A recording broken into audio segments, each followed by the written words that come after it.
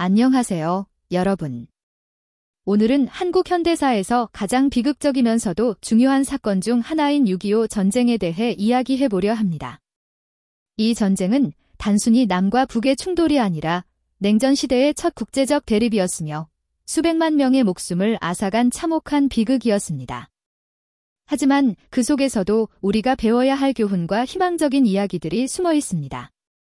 1945년 8월 일본의 패망으로 해방된 조선은 곧바로 분단이라는 새로운 현실에 직면하게 됩니다.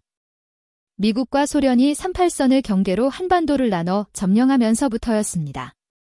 이때부터 남쪽에서는 미군정 아래 민주주의와 자본주의 체제가 도입되었고 북쪽에서는 소련의 지원 아래 공산주의 정권이 수립되었습니다. 특히 1949년부터 1950년 사이 38선에서는 크고 작은 무력 충돌이 계속되었습니다. 이는 마치 폭풍전의 고요처럼 느껴졌습니다. 그리고 마침내 1950년 6월 25일 새벽 북한군이 기습적으로 38선을 넘어오며 전쟁이 발발했습니다. 당시 상황은 정말 충격적이었습니다. 북한군은 소련제 탱크를 앞세워 서울을 단 하루 만에 점령했고 일주일 만에 대전을 점령하는 등 엄청난 속도로 남하했습니다. 그야말로 예상치 못한 벼락 같은 일이었습니다.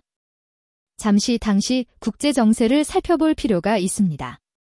사실 미국은 일본을 중심으로 한 태평양 방어선을 구상하고 있었기에 한국은 그 범위 밖이라고 생각했습니다. 소련도 마찬가지로 중국 문제에 더 관심이 있었습니다. 그래서 양측 모두 한반도에서의 전면전 가능성은 낮다고 판단했지만 김일성은 이 틈을 노렸던 것입니다. 국군과 유엔군은 계속해서 후퇴할 수밖에 없었습니다. 결국 부산까지 밀려난 상황에서 마지막 방어선인 낙동강 방어선을 구축하게 됩니다.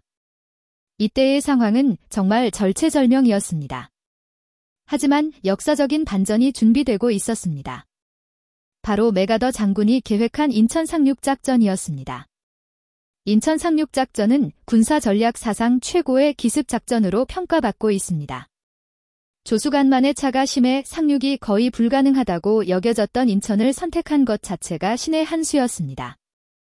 1950년 9월 15일 새벽 유엔군이 인천에 상륙하면서 전세는 완전히 뒤집어졌습니다.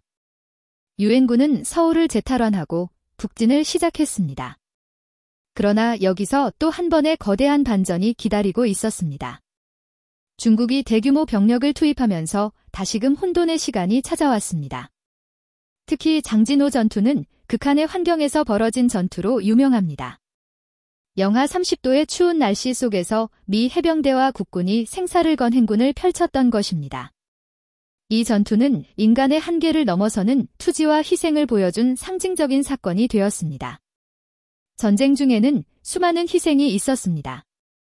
민간인 사망자만 해도 200만 명에 달하며 특히 국군 포로들의 처참한 현실은 지금도 우리의 가슴을 먹먹하게 합니다. 하지만 이런 어둠 속에서도 빛나는 이야기들이 있었습니다. 의용소방대처럼 자발적으로 참전한 시민들, 그리고 전 세계에서 모여든 의료지원단 등이 그 예입니다. 전쟁은 그렇게 3년 동안 지속되었고 결국 1953년 7월 27일 휴전협정이 체결되면서 공식적으로 종료됩니다. 하지만 이 전쟁이 남긴 상처는 너무나 깊었습니다. 한반도는 더욱 굳건히 분단되었고 이는 오늘날까지도 우리의 삶에 깊은 영향을 미치고 있습니다. 흥미로운 점은 이 전쟁이 단순한 승패로 끝난 것이 아니라는 것입니다. 전쟁 초기 북한군의 기습적인 남침으로 인한 혼란 이후 유엔군의 역습, 그리고 중국군의 개입이라는 세 번의 큰 반전이 있었습니다. 이러한 전개는 마치 운명의 수레바퀴가 돌고 도는 듯한 느낌을 줍니다. 특히 기억해야 할 것은 이 전쟁에서 보여준 한국인들의 저력입니다. 아무런 준비도 없이 갑작스럽게 전쟁에 직면했음에도 불구하고 끝까지 버텼던 사람들 이야기는 오늘날 우리에게 큰 용기를 줍니다. 의용소방대원들처럼 자발적으로 전선에 나선 사람들의 이야기는 특히 감동적입니다. 또한 이 전쟁은 국제 정치의 복잡성을 잘 보여주는 사례이기도 합니다. 미국과 소련이라는 두 초강대국의 이해관계가 얽힌 가운데 유엔이라는 국제기구가 처음으로 본격적으로 개입한 전쟁이었기 때문입니다. 이는 이후 냉전 시대의 국제 질서를 형성하는 데 중요한 영향을 미쳤습니다. 전쟁이 끝난 후 남한은 폐허 속에서 다시 일어서야 했습니다. 하지만 이 전쟁을 통해 우리는 어떤 어려움 속에서도 희망을 잃지 않는다는 것을 배웠습니다.